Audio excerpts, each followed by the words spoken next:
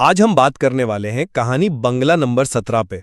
ये कहानी है तीन दोस्तों की, विक्रम, सुनील और जॉन, जो सपनों के शहर मुंबई में नौकरी की तलाश में आते हैं और मजबूरी में एक ऐसे बंगले में पनाह लेते हैं जिसे लोग भूतहा मानते हैं। और यहीं से कहानी एक बहुत ही दिलचस्प मोड़ लेती है। बंगले में जो रहस्यमयी और डरावनी घटनाएं होती हैं, वो हमें एक बड़े सवाल पर लाकर खड़ा कर देती हैं। तो हमारे आज के विमर्श का सवाल यही है, क्या विक्रम का जो अजीब, जो चौंकाने वाला बर्ताव था, वो वाकई एक अतृप्त आत्मा का बदला था जो इंसाफ के लिए उसके शरीर का इस्तेमाल कर रही थी, या फिर क्या ये सब उसके अपने मन का ही एक गहरा, एक जटिल मनोवैज्ञानिक खेल था? मतलब एक ऐसा खेल जो बहुत ज्यादा तनाव, निराशा और नाइंसाफी के एहसास से पैदा हुआ हो। तो मैं ये पक्ष रखूंगी कि कहानी में दिए गए सबूत साफ तौर पर एक अलौकिक यानी सुपरनैचुरल दखल की तरफ इशारा करते हैं। बेसिकली एक आत्मा ने इंसाफ पाने के लिए विक्रम को अपना जरिया बनाया। और मेरा मानना है कि इन घटनाओं को मनोविज्ञान के नजरिए से भी समझा जा सकता है। ये कहानी दिखाती है कि जब इंसान का दिमाग हद से ज्यादा दबाव में होता है तो वो क्या कुछ कर सकता है। तो मैं अपनी बात शुरू करती हूँ। देखिए, अगर हम सिर्फ तथ्यों पर ध्यान दें तो अलौकिक दखल के इतने साफ संकेत हैं कि उन्हें नजरअंदाज करना मुश्किल है। बंगले में पहली ही रात को जो होता है वो कोई मामूली बात नहीं है। विक्रम अचानक नींद से जागता है और खुद को बंगले के अंधेरे तहखाने में पाता है। हाँ, ये कहानी का एक बहुत ही डरावना हिस्सा है। बिल्कुल। वो घबराकर अपने दोस्तों को आवाज लगाता है, लेकिन किसी को कुछ सुनाई नहीं देता। उसे सिर्फ एक औरत के रोने की आवाज आती है और अगले ही पल, मतलब पलक झपकते ही, वो वापस अपने बिस्तर पर होता है, पसीने में तरबतर। अब आप इसे सिर्फ एक बुरा सपना कहकर नहीं टाल सकते। ये एक ऐसा अनुभव था जिसने उसे शारीरिक रूप से एक जगह से दूसरी जगह पहुंचा दिया। ये एक सपने से कहीं ज्यादा था। मैं मानता हूं कि ये एक भयानक अनुभव था, लेकिन रुकिए, बात यहीं खत्म नहीं होती। अगले ही दिन एक रहस्यमयी औरत कहीं से आती है और सीधे विक्रम के हाथ में एक चिट्ठी थमा देती है।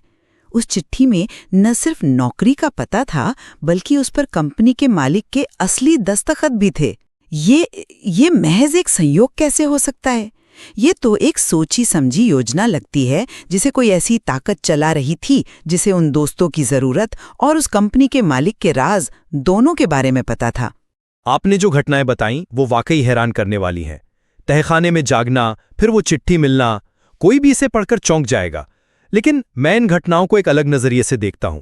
हमें उस माहौल को, उस कॉन्टेक्स्ट को नहीं भूलना चाहिए जिसमें ये सब हो रहा है। विक्रम, सुनील और जॉन, ये तीनों लड़के पूरी तरह से, मतलब मेंटली और इमोशनली टूट चुके थे। एक बड़े शहर में दर-दर भटक रहे थे, पैसे खत्म हो चुके थे, सिर पर छत नहीं थी। ऐसी भयानक दबाव की स्थिति में हमारा दिमाग बहुत अजीब तरह से काम कर सकता है। अजीब तरह से काम करने का मतलब जिसे मनोविज्ञान में साइकोलॉजिकल डिसोसिएशन कहते हैं। यानी इंसान का अपनी असलियत से, अपने आसपास की दुनिया से नाता कुछ देर के लिए टूट जाता है। जो तहखाने वाला अनुभव है वो तनाव की वजह से आए एक बहुत ही जीवंत बुरे सपने या स्लीप पैरालिसिस का एक क्लासिक उदाहरण हो सकता है। स्लीप पैरालिसिस में इंसान जाग तो जाता है पर हिल नहीं पाता और उसे अक्सर डरावनी चीजें महसूस होती हैं। उसे लगता है कि सब सच में हो रहा है जबकि होता नहीं है। और उस चिट्ठी का क्या? वो तो एक असल चीज थी, कोई सपना तो नहीं था। चिट्ठी वाली बात वाकई एक पहेली है, लेकिन इसे कहानी का एक रूपक, एक मेटाफर भी तो माना जा सकता है। हो सकता है कहानीकार हमें ये दिखाना चाहता हो कि जब इंसाफ को अपना रास्ता खोजना होता है तो वो किसी भी रूप में सामने आ सकता है। विक्रम का बेहोश हो जाना और बाद में उसे कुछ भी याद ना रहना, ये किसी भूत के कब्जे से ज्यादा मनोवैज्ञानिक सदमे और याददाश्त खोने यानी एमनीजिया के लक्षणों से मेल खाता है। कहानी के अंत में दोस्तों का ये कहना कि चलो इस पूरे किस्से को एक बुरा सपना समझकर भूल जाते हैं, मेरी इस मनोवैज्ञानिक व्याख्या को और मजबूत करता है। देखिए, आप इसे रूपक कह रही हैं, लेकिन कहानी के शब्द तो सीधे सीधे अलौकिक दखल की तरफ इशारा करते हैं। चलिए पहले और सबसे अहम मुद्दे पर आते हैं, आत्मा का ज्ञान और उसका मकसद। आत्मा का मकसद बिल्कुल साफ था, अपने कातिल से बदला लेना और उसके काले कारनामों को दुनिया के सामने लाना। मकसद पर तो कोई शक नहीं है। बिल्कुल। और उस मकसद को पूरा करने के लिए उसके पास वो जानकारी थी जो सिर्फ और सिर्फ उसी के पास हो सकती थी। बॉस के जुर्म, उसके कंप्यूटर का पासवर्ड और उन सबूतों को इंटरनेट पर कैसे वायरल करना है। ये कोई उलझी हुई या भ्रम में की गई हरकतें नहीं थी। उसने विक्रम को एक हथियार की तरह बहुत सटीकता से इस्तेमाल किया। कहानी में साफ साफ लिखा है, वो विक्रम के अंदर प्रवेश कर जाती है और उसे काबू में करके अपना बदला लेने के लिए ऑफिस प्रवेश करती है। ये लाइन किसी भी मनोवैज्ञानिक व्याख्या की गुंजाइश नहीं छोड़ती। ये तो सीधा सीधा अलौकिक कब्जे का ऐलान है। मैं मानता हूं कि कहानी की ये लाइन बहुत सीधी है, लेकिन यहीं पर एक बहुत बड़ी तार्किक समस्या भी है जिसे हम नजरअंदाज कर रहे हैं। आप कह रही हैं कि आत्मा ने विक्रम का इस्तेमाल किया, ठीक है, पर जरा सोचिए, एक आत्मा जिसकी हत्या करके उसे बंगले के बगीचे में दफना दिया गया था, उसे आज की मॉडर्न टेक्नोलॉजी के बारे में कैसे पता? उसे कंप्यूटर का पासवर्ड कैसे पता? उसे ये कैसे पता कि सबूतों को इंटरनेट पर वायरल किया जा सकता है? ये इस अलौकिक थ्योरी की सबसे कमजोर कड़ी है। तो आपके हिसाब से ये कैसे हुआ? मेरे हिसाब से यह लेखक का एक बहुत ही चालाक साहित्यिक उपकरण है। ये दिखाने का एक तरीका है कि सच चाहे कितनी भी गहराई में क्यों ना दफन हो, किसी न किसी जरिए से बाहर आ ही जाता है। यहां विक्रम का किरदार उस दबे हुए सच को बाहर लाने का एक मानवीय जरिया बन जाता है, न कि किसी आत्मा की कठपुतली। उसकी अपनी दबी हुई हताशा और नाइंसाफी की भावना उस मारी गई लड़की की कहानी के साथ मिलकर एक विस्फोटक रूप ले लेती है, और वो कर गुजरता है जो उसे खुद भी नहीं पता कि उसने किया। ये एक दिलचस्प तर्क है, लेकिन आप विक्रम की हालत को जिस तरह से देख रहे हैं, मैं उससे सहमत नहीं हूं।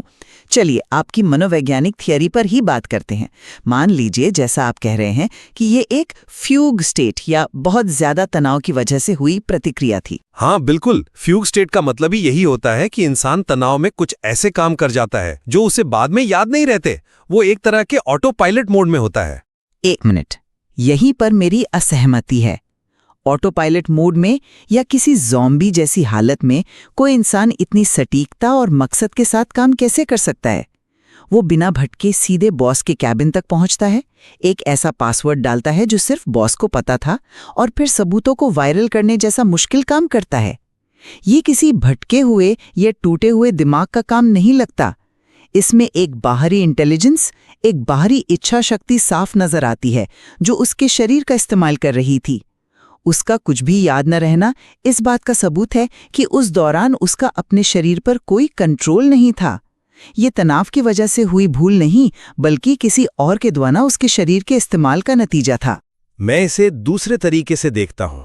विक्रम की पृष्ठभूमि देखिए, वो एक छोटे से गांव से आया है, शहर की भागदौड़ में पूरी तरह खो गया है और बिल्कुल हताश है। उसका अनुभव एक एक्यूट स्ट्रेस रिएक्शन यानी तीव्र तनाव प्रतिक्रिया का क्लासिक उदाहरण है। जहां तक सटीकता का सवाल है, तो हमें अपने अवचेतन मन की ताकत को कम नहीं आंकना चाहिए। हो सकता है कि बंगले में रहते हुए अवचेतन रूप से उसने कुछ सुराग महसूस किए हों। उस जगह की नकारात्मक ऊर्जा ने उसके अंदर नाइंसाफी के खिलाफ दबी हुई लड़ाई को सतह पर ला दिया हो। फ्यूग स्टेट में लोग अक्सर बहुत मुश्किल काम कर सकते हैं, जैसे लंबी यात्रा करना या एक नई पहचान अपना लेना, और बाद में उन्हें कुछ याद नहीं रहता। विक्रम का बेहोश होना और याददाश्त खोना इसी मनोवैज्ञानिक स्थिति के पक्के सबूत हैं। ये बाहरी ताकत नहीं, बल्कि उसके अपने मन की अंदरूनी ताकत का प्रदर्शन था, जो उसके चेतन कंट्रोल से बाहर थी। पर आपकी ये थ्योरी उस चिट्ठी को कैसे समझाएगी जो उसे एक अनजान औरत ने दी थी? उस पर मालिक के असली दस्तखत थे। ये कोई दिमागी खेल नहीं था, ये तो एक बाहरी भौतिक घटना थी, एक ठोस सबूत। उसे कैसे नकार सकते हैं? मैं उसे नकार नहीं रहा, मैं कह रहा हूं कि कहानी में यथार्थ और प्रतीक साथ साथ चल रहे हैं। हो सकता है वो औरत उस आत्मा का ही भौतिक रूप हो, या फिर कहानीकार का एक और तरीका ये बताने का कि मदद अप्रत्याशित जगहों से आ सकती है। लेकिन विक्रम का जो बर्ताव ऑफिस में था, वो पूरी तरह से मनोवैज्ञानिक दायरे में आता है। चलिए कहानी के अंत और उसके संदेश पर बात करते हैं। मेरे लिए तो अंत शीशे की तरह साफ है। ये एक क्लासिक भूतिया कहानी का अंत है, जहां नैतिक न्याय होता है। बॉस को उसके अपराधों के लिए विदेश से गिरफ्तार कर लिया जाता है, उसका काला चिट्ठा सबके सामने खुल जाता है, और कहानी का अंत इस लाइन से होता है कि अब उस लड़की की आत्मा को शांति मिल जाएगी। ये साफ दिखाता है कि कहानी का मकसद एक अलौकिक ताकत के जरिए नैतिक संतुलन को वापस लाना था। ये विक्रम की मनोवैज्ञानिक यात्रा के बारे में नहीं है, ये एक अतृप्त आत्मा के इंसाफ पाने के बारे में है।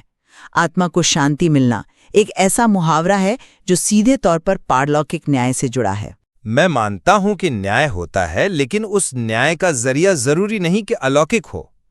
कहानी के अंत में दोस्तों का उस बंगले को बुरा सपना समझकर भूल जाना एक बहुत ही महत्वपूर्ण संकेत है जिसे आप नजरअंदाज कर रही हैं।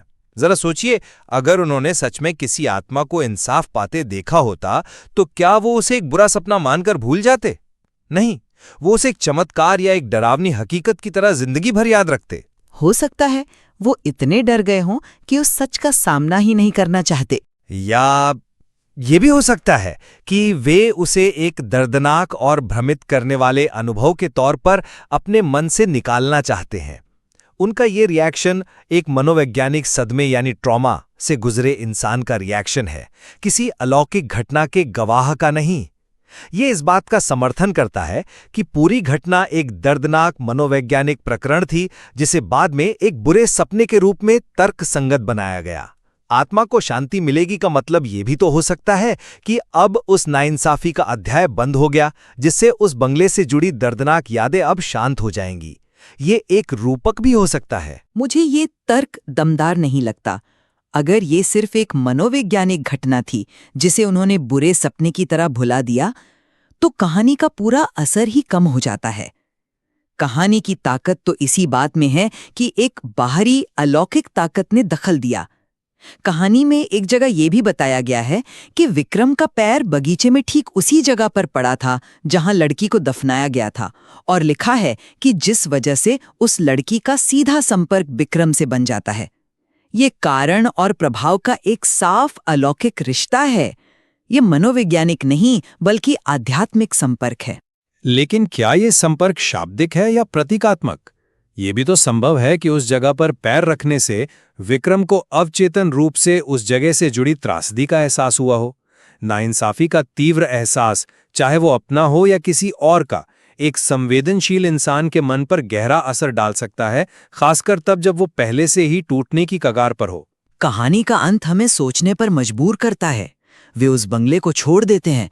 वे उस घटना की सच्चाई की पड़ताल नहीं करते। वे बस उसे भूल जाना चाहते हैं, जो कि एक सदमे से गुजरने वाले व्यक्ति का एक आम व्यवहार है। अंत में मेरे लिए कहानी में पेश किए गए तथ्य, जैसे विक्रम का अस्वाभाविक बर्ताव, उसके पास मौजूद असंभव जानकारी और घटनाओं का सटीक क्रम, एक अलौकिक दखल की तरफ ही मजबूती से इशारा करते हैं। पासवर्ड जानना, मालिक के दस्तखत वाली चिट्ठी मिलना और कहानी का साफ तौर पर आत्मा के प्रवेश का जिक्र करना, इन सब को सिर्फ मनोविज्ञान कहकर खारिज नहीं किया जा सकता। ये एक ऐसी आत्मा की कहानी है जिसने इंसाफ पाने के लिए इंसानी दुनिया की सीमाओं को तोड़ दिया। जबकि अलौकिक व्याख्या कहानी को एक सीधा और सरल अर्थ देती है, मुझे लगता है कि हमें इंसानी मनोविज्ञान की जटिलताओं और ताकत को नजरअंदाज नहीं करना चाहिए। इस कहानी को बहुत ज्यादा तनाव और नाइंसाफी के बोझ तले दबे एक इंसान के मन की शक्तिशाली और अप्रत्याशित अभिव्यक्ति के रूप में भी पढ़ा जा सकता है। विक्रम का अनुभव यह दिखाता है कि कैसे दबा हुआ सच और इंसाफ की जबरदस्त इच्छा अप्रत्याशित और नाटकीय तरीकों से बाहर आ सकती है। ये मानवीय सहनशीलता और प्रतिरोध की एक गहरी कहानी भी हो सकती है। तो ये विमर्श दिखाता है कि बंगला नंबर 17 की सतह के नीचे व्याख्या की कई परतें मौजूद हैं।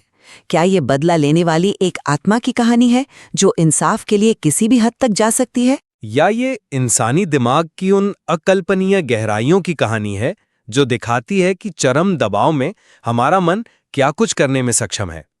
शायद कहानी की खूबसूरती इसी में है कि वो दोनों संभावनाओं को जिंदा रखती है। इसका फैसला अब आपको अपनी समझ और विश्वास के आधार पर करना होगा। इस कहानी में निश्चित रूप से और भी बहुत कुछ है जिस पर गहराई से सोचा जा सकता है।